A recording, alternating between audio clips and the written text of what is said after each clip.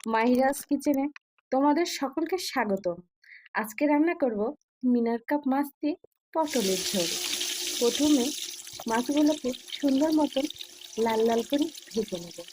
তারপরে কেটে রাখা ফালা ফালা করে পটলে লবণ হলুদ দিয়ে ভালো মতো মাখিয়ে হালকা তেলে লাল লাল করে ভেজে তুলে নিব।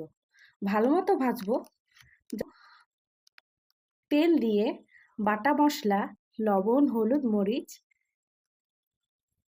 সবকিছু দিয়ে অল্প পরিমাণ পানি দিয়ে কষিয়ে নেব।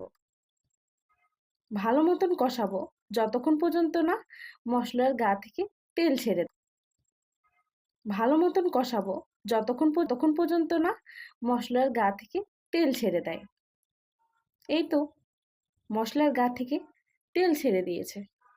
এখন আমি ভেজে রাখা পটলগুলোকে দিয়ে মশলার সাথে ভালো মতন কষিয়ে নিব। কষানো হয়ে গেলে পরিমাণ মতন ফুটে আসলে পরিমাণ মতো জিরে গুঁড়ো দিয়ে নামিয়ে নেব। এবার আমরা গরম ভাতে পরিবেশন করব। এইরকমই ঘরোয়া রান্নার টিপস পেতে চ্যানেলটিকে সাবস্ক্রাইব করে পাশেই থাকো।